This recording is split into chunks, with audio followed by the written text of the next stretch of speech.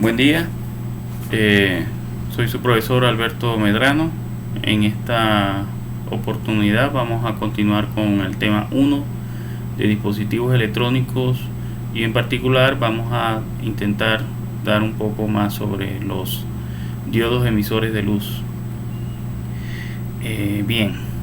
Los diodos emisores de luz es parte de los componentes que vamos a ver en nuestro tema 1, que vamos a hablar sobre algunos componentes electrónicos, unos pocos. En este vídeo vamos a hacer más peso sobre lo que son los diodos emisores de luz o LED. Luego trataremos en otros vídeos, un vídeo por cada tema en particular, sobre los componentes que le siguen. Bien. Hablamos un poco ya del efecto de electroluminiscencia, que es la propiedad que tienen algunos semiconductores que cuando pasa una corriente eléctrica a través de ellos generan luz. Y bueno, los LED es uno de estos semiconductores. Seguimos. Hablamos de las longitudes de onda, de cómo estos LED están altamente especializados para generar un tipo de radiación en una longitud de onda en específico o una frecuencia en específico, como lo quieran ver, bien sea en longitud de onda o en frecuencia. Pero para efectos de dispositivos de electroluminiscencia e incluso en las hojas de datos de los componentes, normalmente se habla en longitudes de onda. Bien, seguimos. Longitudes de onda que son altamente sensibles para nosotros en nuestro sistema visual, digamos, que las podemos detectar fácilmente. Bien, aquí una de las propiedades de este componente es que permite la conducción eléctrica en un sentido y en el otro sentido sirve como una barrera. Eso lo vamos a profundizar un poquito o intentar profundizarlo un poquito más adelante. Mientras tanto podemos decir que al aplicar una diferencia de potencial limitado por supuesto con una resistencia eléctrica y el paso a través de la corriente eléctrica a través del elemento LED va a emitir luz y también va a emitir calor. El componente de calor en los LED es mucho menor, por lo tanto el elemento es altamente eficiente en este sentido para generar luz. En este circuito también acompaña un diodo semiconductor, pero para efectos prácticos de esta demostración del LED funcionando, no es indispensable colocar un diodo semiconductor aquí en serial LED. De por sí va a trabajar bastante bien así solo, es decir, fuente de alimentación, resistencia, LED. En este caso hay dos LED conectados en paralelo y inversos, es decir, que están en sentido contrario uno respecto al otro, y cuando la corriente va en un sentido, el que va a encender es el LED verde, y cuando la corriente esté en sentido opuesto va a energizarse el LED rojo.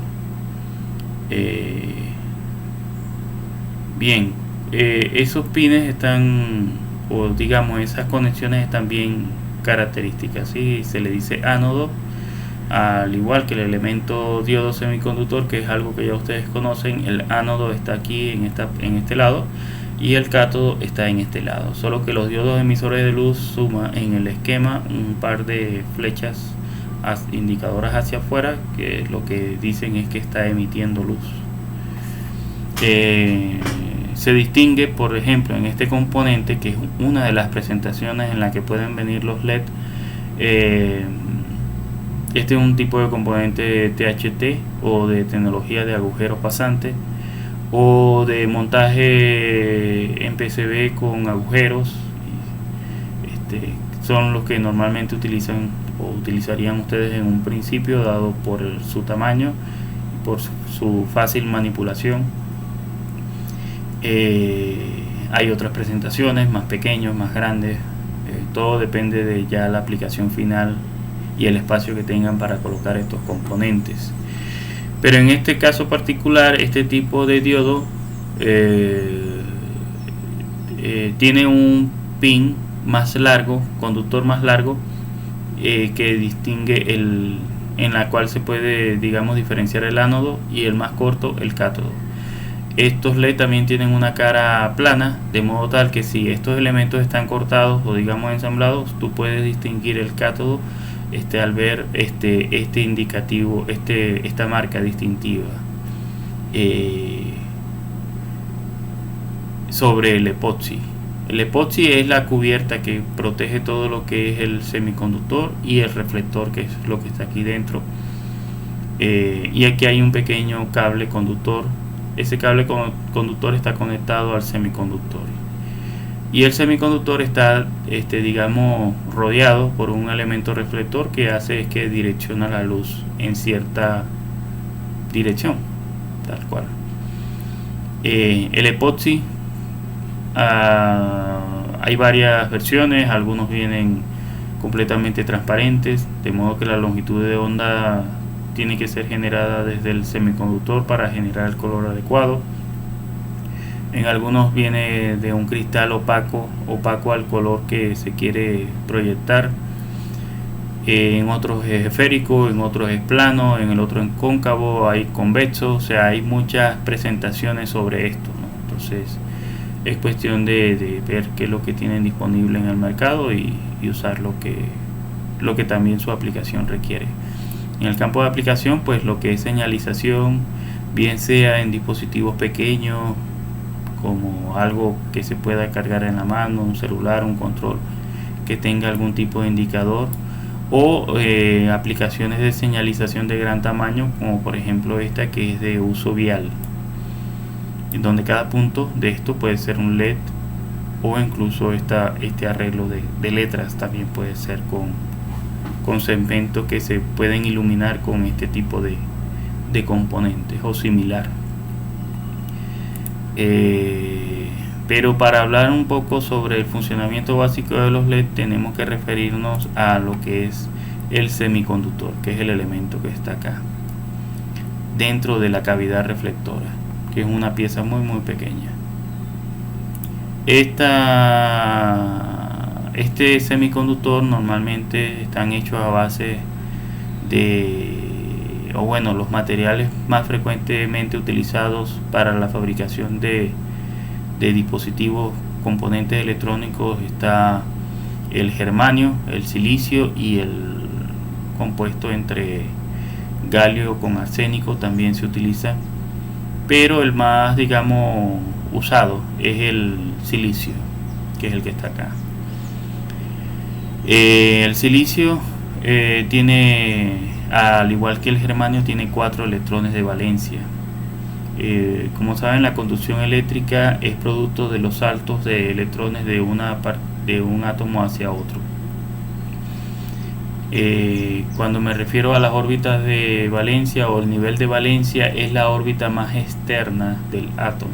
Los átomos están conformados por 3 partículas fundamentales, que son los protones, neutrones y electrones. Los protones son los positivos, el neutro, y el electrón es las partículas negativas. En una estructura atómica básica, como por ejemplo esta, que es de astato, un material astato, no tiene que ver con esto. O sea, lo he colocado aquí porque tengo su video, ¿no? Pero, o sea, es por comodidad que he puesto esta partícula solamente, este átomo. El astato, como ven, tiene sus protones, sus neutrones y tiene sus electrones en órbita, ¿sí? Las estructuras atómicas son bastante similares, lo que cambia es la cantidad de protones, neutrones y electrones, ¿sí? Pero podemos, digamos, para efectos prácticos, decir que los átomos tienen una estructura muy similar. Y en ese sentido, pues lo que me refiero con que el nivel de valencia es la órbita más externa, que son los electrones que efectivamente pueden saltar con más facilidad hacia el siguiente. No quiere decir que los otros átomos los otros electrones no puedan saltar, sino que para que puedan saltar esto se requiere muchísima más energía. Pero para efectos de la conducción eléctrica vamos a trabajar solo con los niveles de valencia, que son los electrones que efectivamente saltan. En el caso del germanio y el silicio tienen 4 electrones en la órbita más alejada, que son los que efectivamente pueden saltar. Y se requiere un nivel de energía de 1.1 electronvoltios para poder alcanzar esa brecha de que se pueda generar esos saltos. En el caso del silicio, que es el más utilizado, tal vez también es el más abundante o el más fácil de purificar. El germanio, a pesar de que es un elemento que necesita menos energía para poder, digamos, hacer esos saltos, se utiliza más que todo en aplicaciones más sensibles, como puede decir un fotodiodo y demás. Pero lo que son circuitos integrados, lógica, semiconductores, compuertas, procesadores y demás, se utiliza más que todo el silicio. Si lo ven en esta gráfica, pues los aislantes, las bandas de valencia o los electrones de valencia están demasiado alejados de la banda de conducción, por lo tanto no pueden hacer esos saltos. Y ahí es donde se dice son materiales aislantes, como por ejemplo el caucho, el plástico y demás materiales que se utilizan que no permiten el paso de la conducción eléctrica. En el lado de los conductores, pues las bandas de valencia con la banda de conducción, o sea, la cercanía con los otros está bastante cerca y los electrones pueden saltar, digamos, libremente. En el caso de los conductores, como el cobre, como el aluminio, etcétera, etcétera. Y en el caso de los semiconductores, pues los semiconductores son, digamos, unos aislantes que bajo ciertas condiciones se vuelven conductores. Entonces están ahí en una banda intermedia. En la siguiente gráfica hay un resumen de la tabla periódica. Yo le estoy dando todo esto, por supuesto, esto no es lo que vamos a evaluar. Le estoy dando esto como una reseña introductoria para que más o menos comprendan lo que es el material semiconductor. Por aquí tenemos los metaloides, que son, para efectos prácticos, para nosotros son los semiconductores. Aquí tenemos el silicio, el germanio y el otro compuesto también utilizado en la industria para la fabricación de dispositivos es el combinado de galio con arsénico. El arsénico de por sí solo es un gas venenoso. Entonces el procesamiento de estos semiconductores requiere una especialización, mucha especialización para poder trabajar con estos materiales y mantener la pureza de estos materiales. Cuando los materiales son puros se les llama materiales intrínsecos, pero en la diapositiva siguiente vamos a hablar de materiales extrínsecos o materiales no puros. El asunto es que los semiconductores, si imaginamos un lienzo de semiconductores de átomos de silicio, pues sería solo eso, solo silicio. Pero al aplicar impurezas sobre los materiales semiconductores se pueden crear ciertas características interesantes. En esta diapositiva, digamos, estamos representando los átomos de silicio y solo estamos representando los 4 electrones de valencia, es decir, los que están en la órbita más alejada. No estamos dibujando aquí las órbitas internas, digamos, solo estamos dibujando las externas, porque efectivamente estos son los electrones que se pueden saltar de uno a otro. En un manto de silicio, digamos, las conexiones de los elementos están, digamos, fuertemente enlazadas por sus electrones de valencia. Sin embargo, cuando se agregan impurezas, como por ejemplo en este caso una pureza de antimonio, se le está colocando un átomo que tiene una órbita de unos electrones de valencia y trae uno adicional. Cuando el manto de silicio, digamos, se le aplica esta impureza de antimonio, por ejemplo, que no es el único elemento que se utiliza, se crea un quinto elemento de valencia que queda, digamos, flotante. Este compuesto se le llama material tipo N porque tiene un electrón flotante, y también se le dice elemento donador. Prácticamente hay una especie de desbalance y este es el que quiere salir. Bien, en este otro caso, cuando la impureza que se está agregando es un átomo que tiene 3 electrones de valencia, se crea un vacío, y ese vacío digamos que está como predispuesto a recibir un electrón para poder llenar este vacío. También se le dice componente que acepta, y se le conoce como material tipo P. Es decir, que los semiconductores puros, como el silicio, se le van agregando impurezas, y con esas impurezas se pueden crear los compuestos tipo N y los compuestos tipo P. En el caso de los diodos es un elemento tipo N y tipo P pegados. Bien. Y en el caso de los semiconductores es también lo mismo. Lo que cambia es la composición de los materiales, y eso lo vamos a ver más adelante. ¿Por qué le estoy diciendo esto?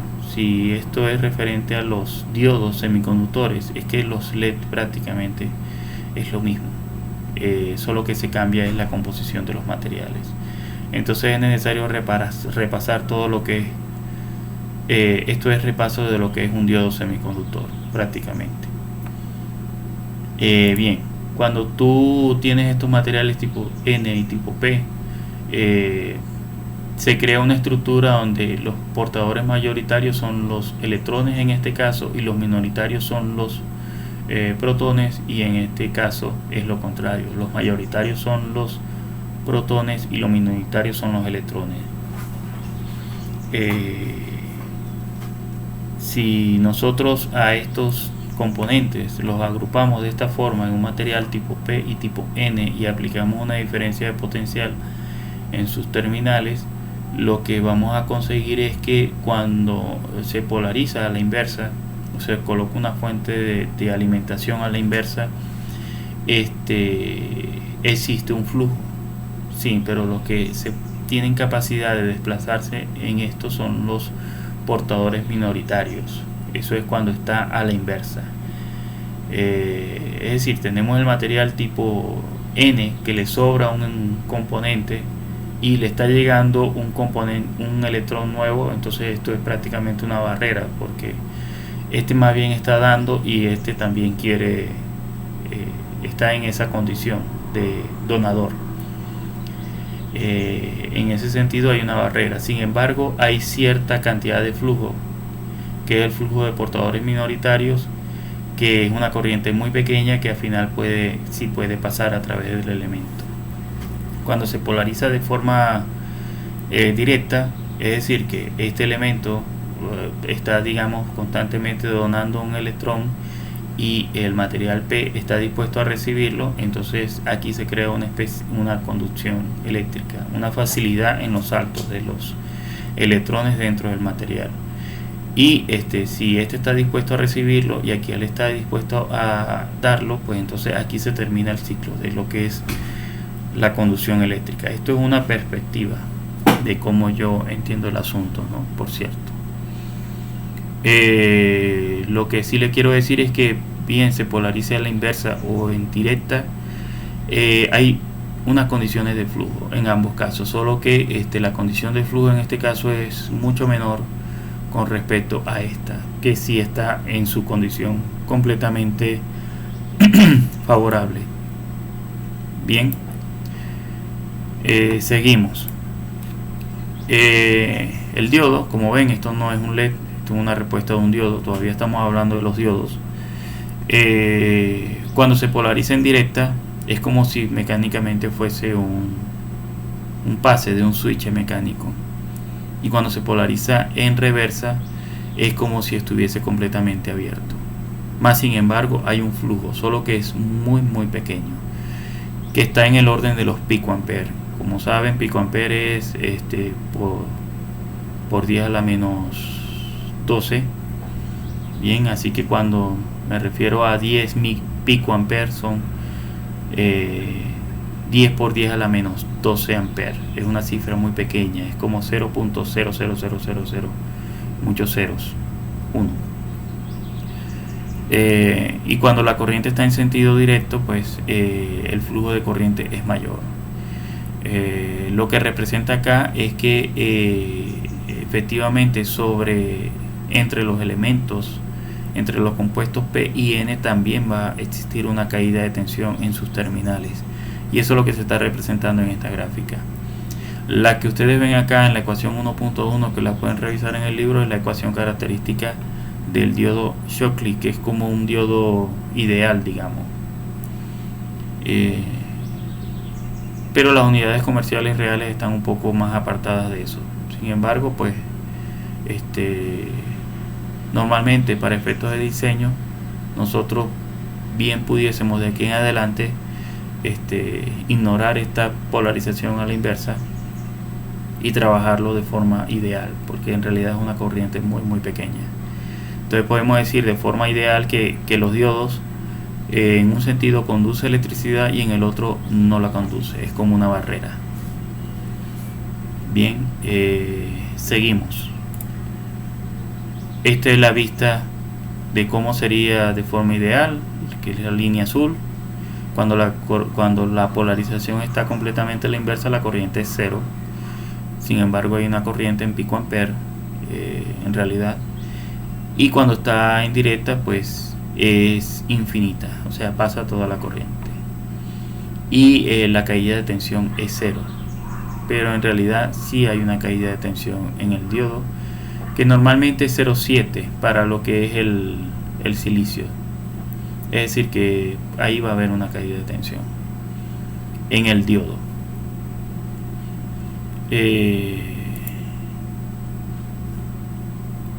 Ahora vamos con la simbología.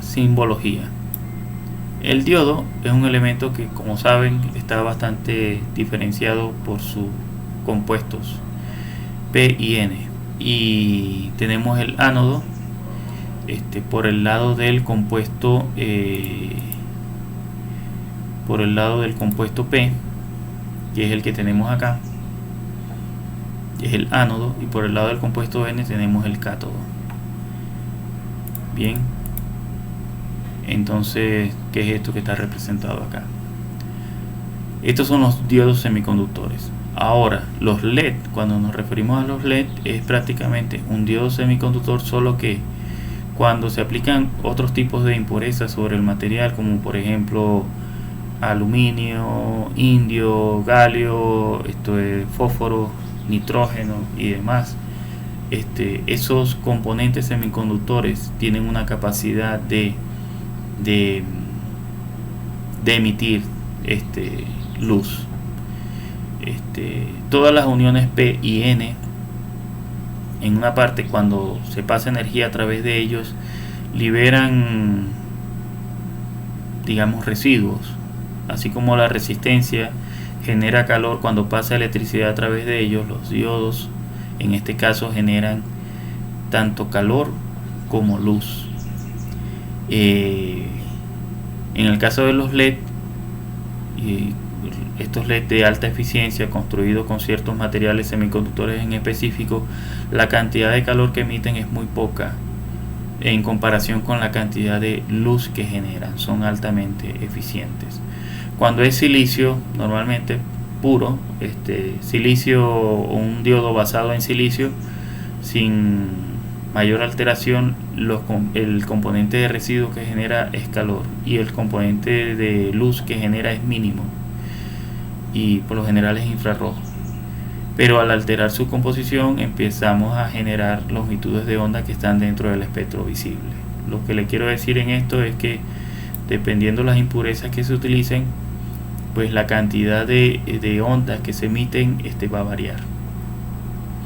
Y estos son algunos de los compuestos y los colores que normalmente generan estos componentes. Y esto es el voltaje típico del diodo en los terminales. Una vez cuando se energiza, este es el voltaje típico para una corriente, que por lo general va entre 10 a 20 miliamperes, dependiendo del fabricante. Constante, ¿no? Una corriente constante, hay un voltaje constante que es este. Seguimos. Aquí tenemos solamente la gráfica de las longitudes de onda del espectro de luz visible. Y como ven, cuando esta gráfica, por cierto, está a la inversa, es decir que nosotros vimos en las diapositivas anteriores el infrarrojo estaba a la izquierda, pero para efecto de normalizar esta gráfica pues han dispuesto los ejes 0 y 0 tanto de la longitud de onda como de la luminosidad o la intensidad de luz, la han normalizado hacia acá, ¿sí? Eso hace que dispongan del infrarrojo de este lado. Pero bueno, o sea, dependiendo del tipo de longitud de onda que este semiconductor genere, va a generar un color en particular. Aquí tenemos desde el rojo, naranja, ámbar, amarillo, verde y azul. Y está todo lo que digamos el ojo humano es sensible. Entre 750, 400, tal vez un poco menos de longitud de onda. Bueno, aquí está en la fórmula. De hecho, aquí hay un ejercicio bastante práctico que lo pueden conseguir en el libro, que determina el intervalo de frecuencia de la luz visible. Y bueno, lo primero que se hace es que conociendo que la velocidad de la luz en el vacío es 3 por 10 a la 8 metros por segundo, aquí lo que hacen es, para convertirlo esto en nanómetros, se hace una normalización primero. Como saben, todo número multiplicado por 1 da el mismo número, y aquí lo que están haciendo es una normalización, colocando la longitud en nanómetros entre la longitud esta misma en metros.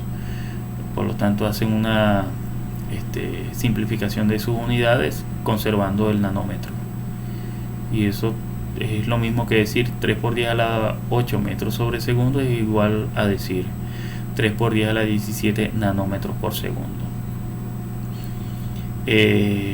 Conociendo que la frecuencia de operación de la luz visible para nosotros está entre los 400 y los 750 terahertz, pues aquí con esta sustitución de la longitud de onda es igual a la velocidad de la luz en el vacío entre la frecuencia, se puede obtener la longitud de onda mínima y máxima en este caso, que es este intervalo. Okay. Sin embargo, de aquí en adelante no es que lo anterior no es que lo anterior no sea importante, ¿no? Pero para efectos de nosotros que vamos más es para la parte de electrónica y de aplicaciones y cómo se utilizan estos componentes. Lo que sí es importante para nosotros es saber, según las hojas de datos del fabricante del componente, que está ofreciendo. En este caso tenemos un LED fabricado por Hewlett Packard, si no me equivoco. Estamos utilizando la misma hoja de datos que está disponible en el libro, o fragmentos de la hoja de datos, pero si lo que nos interesa es saber la capacidad de disipación, la cantidad de corriente directa promedio que puede manejar. Estos son los valores absolutos, o sea que si operamos este componente por encima de estas máximas absolutas, pues ya podemos crear daño sobre la pieza. Pero si nos referimos a esta, pues aquí te refiere la longitud de onda pico en la que está este elemento LED, por lo tanto también te va a dar su color. Esto lo refieres a la gráfica anterior para ver qué longitud de onda pico y dominante es la que está trabajando el componente, y por lo tanto el color que emite, en este caso rojo, por su valor de longitud de onda en nanómetros. Y otro valor que es para nosotros de mucho interés es la corriente en directa, que es esta IF, de E-Forward.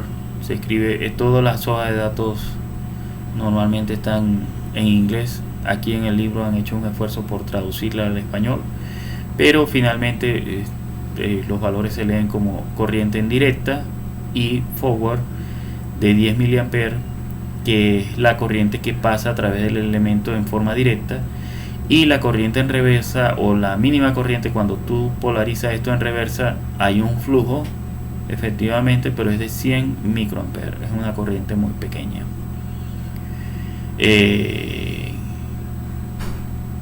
Que también pues tienen sus límites, ¿no? O sea, lo que le quiero decir es que utilizar el componente o forzarlo a trabajar en niveles de corriente tanto en directa como en reversa puede hacer daño físico. Entonces, para este componente lo ideal es trabajarlo a 10 miliamperes, y a esta corriente constante va a tener una caída de tensión típica de 2.2 voltios. Es decir, que en el diodo LED hay una diferencia de potencial de 2 voltios cuando la corriente que pasa a través de él es a 10 miliamperes, y también estas hojas de datos, como ven, están normalizadas a 25 grados Celsius. Los semiconductores tienen ciertos cambios de sus propiedades también con la temperatura, así que es bueno destacar que esta corriente constante con este voltaje típico son para casos de prueba con 25 grados Celsius, y que si están a otra temperatura pues pueden cambiar un poco su valor. Si por leyes de Kirchhoff, la sumatoria de los voltajes en un circuito lazo cerrado, si tú sumas todos los voltajes te da 0. Entonces, si yo por ejemplo me paro en este punto y empiezo a hacer el recorrido, voy a tener que menos 5 más la caída de tensión en la resistencia más la caída de tensión en el diodo, es igual a 0. Eso quiere decir que la caída de tensión en la resistencia, si este es 2.2 y esto es 5, la caída de tensión aquí es 2.8. Por ley de Ohm, pues también puedes calcular cuál es el valor de la resistencia que necesitas para que efectivamente pasen los 10 miliamperes, que es lo que necesita el LED, que es voltaje igual a corriente por la resistencia. Si sabes la corriente y sabes el voltaje, puedes conseguir la resistencia despejándola, ¿no? Seguimos. La presentación de los LED puede venir en varios tamaños, formatos. Pueden ser de componentes, tecnología de agujeros pasantes como estos que están acá. También pueden venir, también vienen en montaje superficial, que son estos que se colocan sobre la superficie del PCB. También es superficial. Hay casos donde, bueno, hay fabricantes que ofrecen LED de múltiples colores. En este caso es un LED RGB, que bien puede ser ánodo común o cátodo común. ¿Qué quiere decir esto? Que pueden existir 3 LED aquí incorporados. Normalmente para este tipo de componentes que de esta forma, de esta presentación, son RGB. Es decir, que puede generar rojo, verde y azul, todos los colores, y que la combinación de ellos puede generar todos los colores del espectro de luz visible.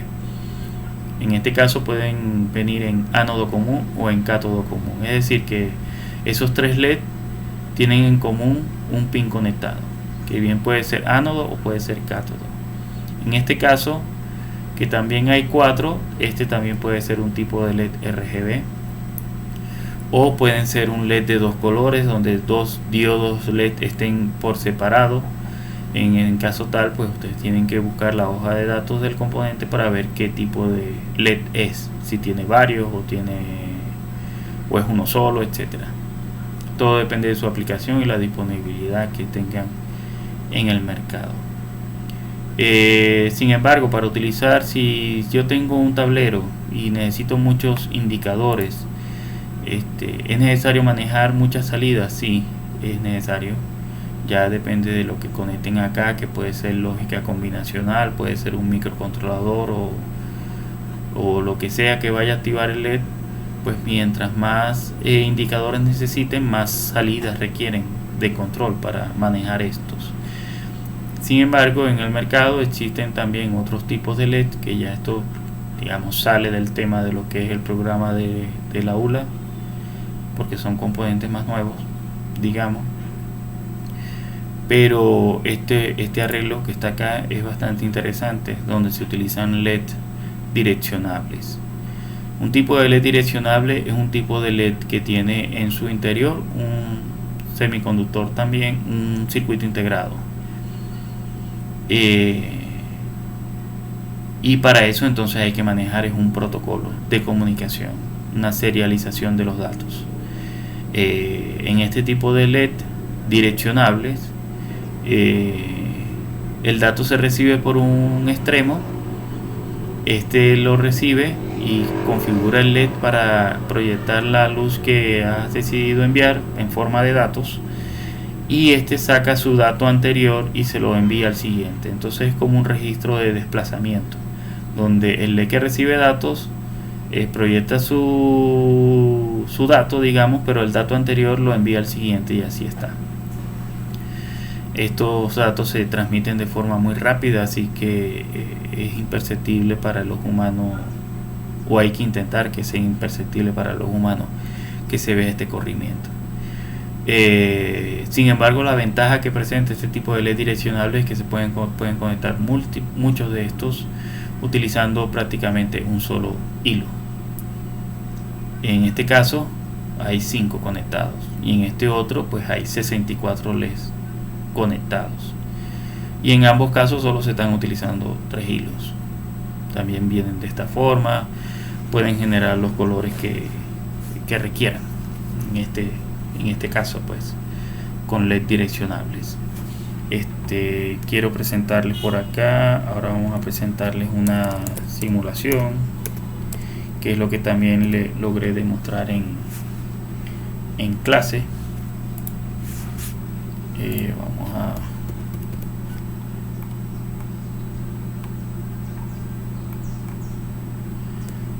como ven en esta simulación, pues aquí tenemos el mismo elemento diodo emisor de luz con una corriente, una resistencia y la emisión de la luz. En este otro, que es un poquito más detallado, he dispuesto vamos a ver si lo podemos ampliar un poco.